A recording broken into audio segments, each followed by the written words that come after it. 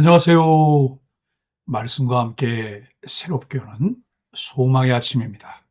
하나님 나라는 소동 속에서도 방향을 붙드는 순종을 통해 멈추지 않고 전진한다고 하는 것이 오늘 본문의 핵심 메시지입니다.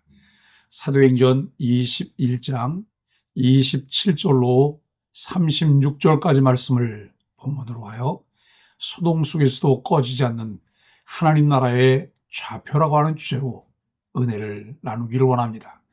지난 본문에서 우리는 바울이 예루살렘에 도착하여 자신의 자유를 과시하지 않고 복음의 방향 안에서 공동체를 배려하며 화평을 선택했던 장면을 함께 묵상했습니다.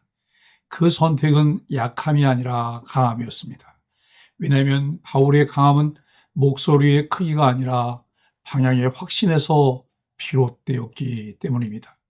하나님 나라의 전진은 늘 화려한 사건 속에서만 이루어지는 것이 아니라 질서와 순종의 지속성 위에서 이어지는 역사임을 확인했습니다. 이제 오늘 본문 21장 27절로 36절은 바울의 사명이 더 이상 강단 위에 있지 않고 성전의 경내에 있지도 않으며 사람들의 소리와 오해가 뒤엉킨 거리의 한복판으로 옮겨졌음을 보여줍니다. 에베소에서 두란노 서원으로 서원에서 다시 거리로 이어진 이동의 연장선에서 바울은 또 다른 충돌의 현장에 서 있습니다. 아시아에서 온 유대인들은 바울이 성전을 더럽혔다고 고발하며 무리를 선동합니다. 그 고발은 사실이 아니라 오해와 소문이었습니다. 그러나 하나님께서 우리에게 보여주고자 하시는 진리는 더 깊습니다.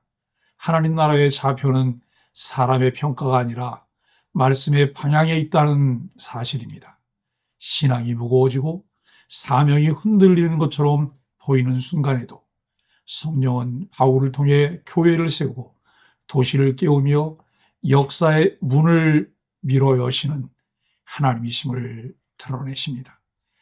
토마스 왓슨은 고난은 사명의 끝이 아니라 사명을 순금처럼 정지하는 하나님의 섭리의 과정이라고 말했습니다. 그의 말처럼 복음의 길은 저항을 만날수록 오히려 더 뚜렷해집니다. 신앙의 여정에서 중요한 것은 내가 무엇을 이루었는가가 아니라 내가 어디를 향해 걷고 있는가입니다. 그리고 그 방향의 기준은 오직 하나, 예수 그리스도의 은혜입니다. 예루살렘 공회에서 베드로가 선언했던 말이 다시 떠오릅니다.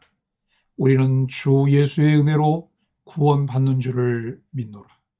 이 은혜의 선언이 도시와 공동체를 살리는 좌표가 됩니다.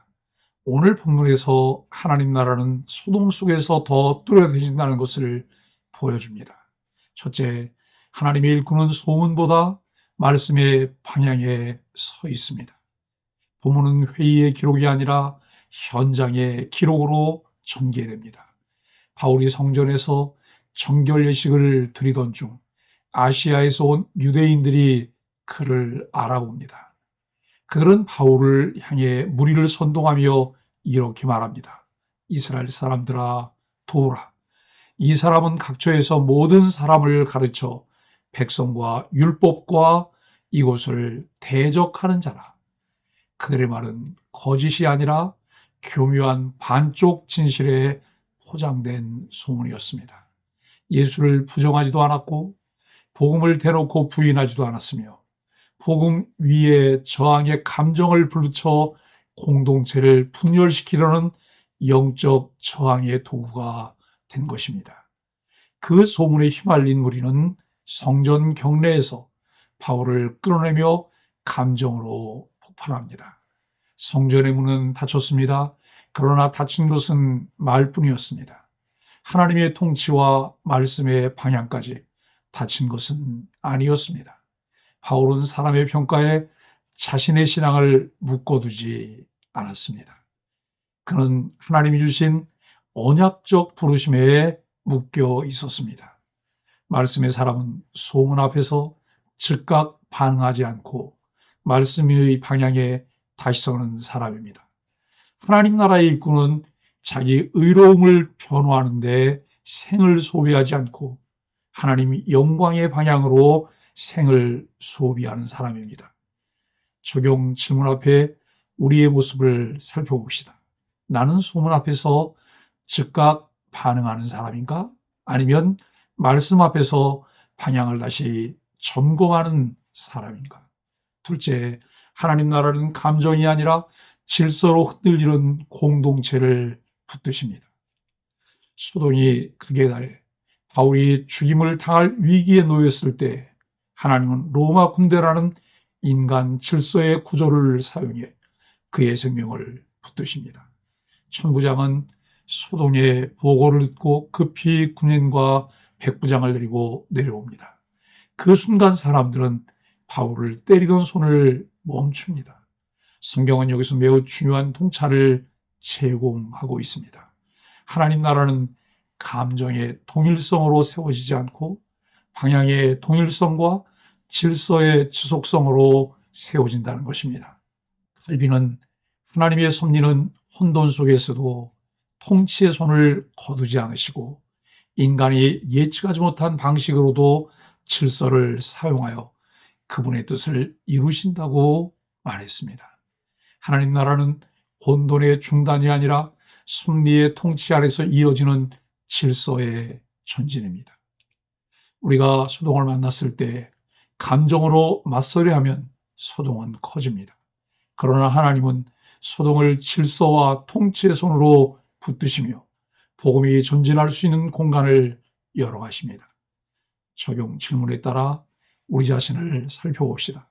나는 갈등 앞에서 감정으로 대응하는가? 아니면 하나님이 세우신 질서의 통치 아래서 반응하려 하는가? 셋째, 사명의 이동은 도피가 아니라 하나님 나라 확장의 도구입니다. 사람들은 소동 속에서 서로 다른 말을 외치고 의견은 갈라졌고 무리는 혼란스러웠습니다. 어떤 이들은 바울을 옹호했고 어떤 이들은 정죄했습니다. 그러나 그 충돌의 와중에서도 하나님은 또 하나의 이동의 문을 열어가십니다. 바울은 군인들의 보호 아래 영문 안으로 옮겨집니다. 그가 그 자리에서 떠난 것은 두려움의 도피가 아니라 사명의 지속을 위한 이동이었습니다. 장소는 계속 바뀌었지만 방향은 바뀌지 않았습니다. 하나님 나라는 한 장소의 평탄함 위에서 세워지지 않습니다. 하나님 나라는 지속되는 방향성 위에서 세워집니다. 바울의 이동은 피함이 아니라 순종의 연장선이었습니다. 우리는 종종 생각합니다. 길이 막혔으니 끝난 것은 아닌가? 그러나 성령은 이렇게 말씀하십니다. 막힘은 끝이 아니라 이동의 문이다. 하나님 나라는 지속성의 역사이며 그 지속성은 이동을 통해 지경을 넓히시는 성령의 사역으로 이어집니다. 또 다른 적용 질문으로 나 자신을 살펴봅니다. 내가 지금 떠나야 할 자리 혹은 옮겨야 할 발걸음은 도피인가 순종인가? 아니면 하나님 나라의 전진을 위한 이동인가? 사랑하는 소망의 가족 여러분, 소동 속에서도 변하지 않는 한 가지 하나님 나라의 좌표입니다. 오늘 본문은 현대를 살아가는 우리 그리스도인들에게 분명한 메시지를 전합니다. 삶의 무게가 커질 때 우리가 가장 먼저 잃어버리는 것은 시간이나 에너지가 아닙니다. 우리가 가장 먼저 잃어버리는 것은 방향성입니다. 그러나 하나님께서 우리 안에 심어두신 은혜의 좌표는 소동 속에서도 흐려지지 않습니다. 신앙은 평탄함으로 증명되지 않습니다. 신앙은 방향의 지속성으로 증명됩니다. 말씀의 길로 다시 앉는 선택, 질서 아래서 반응하는 선택, 사명의 지경을 넓히기 위해 이동하는 선택, 이 모든 것은 하나님 나라의 전진의 흔적입니다. 우리가 멈춘 듯 보이는 날에도 하나님은 멈추지 않으십니다. 하나님 나라는 사건의 종료가 아니라 지속성의 역사이며 그 지속성은 작은 자리의 순종을 통해 확장됩니다. 그러므로 우리는 다시 고백합니다. 나는 소동 속에서도 하나님 나라의 방향을 붙드는 사람입니다. 하나님의 주권과 섭리를 깨닫고 받아들일 때 삶의 상황에서 크고 작은 일에도 흔들림 없이 진정한 가치를 따라 신앙적인 결정을 할 수 있는 소망의 가족들이 되기를 예수 그리스도 이름으로 간절히 축복합니다. 함께 말씀으로 드리는 소망의 아침 기도입니다. 주님, 소문과 감정에 흔들리는 마음을 내려놓고 주 예수의 은혜라는 좌표로 다시 서게 하소서. 주님, 갈등을 감정으로 키우지 않게 하시고 하나님의 통치와 질서 아래 인내로 반응하게 하소서. 주님, 오늘의 작은 자리와 발걸음의 이동이 도피가 아닌 순종의 연장선, 하나님 나라 확장의 통로가 되게 하여 주옵소서. 예수님의 이름으로 간절히 기도합니다. 아멘.